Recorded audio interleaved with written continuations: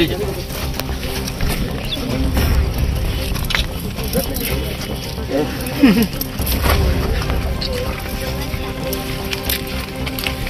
लेके जाइएगा और आपके एग्जीक्यूटिव इंजीनियर और सुपरिटेंडिंग इंजीनियर, ठीक है, सुन रहे हैं आप, उनको बोलिएगा कि सर ये दिए हैं उठा करके जो सड़क का हाल है, ठीक है, इसके अंदर आप क्या करेंगे इसको बताइए। বেহাল রাস্তা দেখে ক্ষুব্ধ তৃণমূল সাংসদ, ইঞ্জিনিয়ারের পকেটে পুড়ে দিলেন পাথর।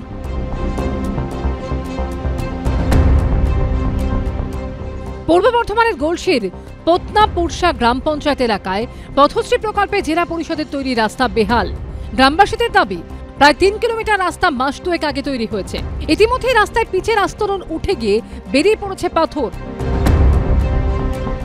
গলসি 1 নম্বর ব্লকের পত্নাপুরসা পঞ্চায়েতের মনোহর সুজাপুর প্রাথমিক বিদ্যালয় থেকে গলিগ্রাম পর্যন্ত 2.9 কিলোমিটার রাস্তা, এবং এই রাস্তার নির্মাণ নিয়েই শুরু হয়েছে বিতর্ক। দেখাই যাচ্ছে এই যে অংশ, এই অংশতে পাথর মানে পিচ কিচ্ছু নেই, পুরোটাই হচ্ছে স্টোন চিপ। মঙ্গলবার ওই গ্রামে যান বর্ধমান দুর্গাপুরের তৃণমূল সাংসদ কীর্তি আসাদ। রাস্তা থেকে স্টোন চিপস তুলে পুড়ে দেন জেলা পরিষদের অ্যাসিস্ট্যান্ট ইঞ্জিনিয়ারের পকেটে। আমি रिपोर्ट करब, सस्पेंड करब, टर्मिनेट करब। जिस प्रकार की गड़बड़ी इसमें हुई है उसको लेकर हम डीएम को एक बहुत ही कड़ा पत्र लिखेंगे और उसमें इनका सस्पेंशन या टर्मिनेशन का मांग करेंगे। সাংসদের ভূমিকায় খুশি গ্রামবাসীরা।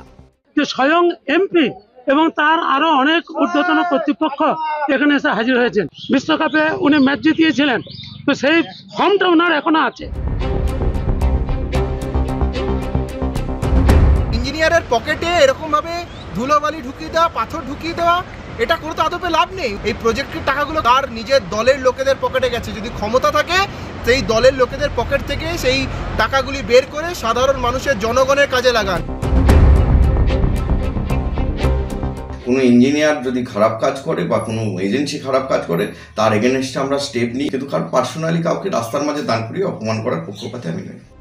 বর্ষা গেলেই রাস্তা মেরামতির আশ্বাস দিয়েছেন জেলা পরিষদের সভাধিপতি কমল কৃষ্ণ দে ও রানা দাসের রিপোর্ট, এবিপি আনন্দ, পূর্ব বর্ধমান।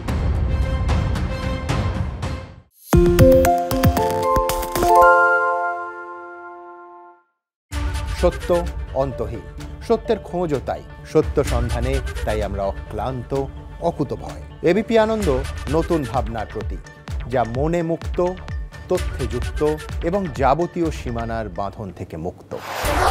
সীমা না শব্দটির মধ্যে লুকিয়ে আছে মানা শব্দটি, যেন চোখ রাঙানি এক অদৃশ্য ব্যানাজার, যা আটকে রাখে আমাদের এক ছোট্ট গণ্ডির মধ্যে। একমাত্র সঠিক খবরই গড়ে তুলবে এক মুক্ত সমাজ। সেই জগৎ গড়ার লক্ষ্যে কোনো সীমানার ঠুকুটি আমরা মানব না। এবিপি আনন্দ এগিয়ে থাকে, এগিয়ে রাখে।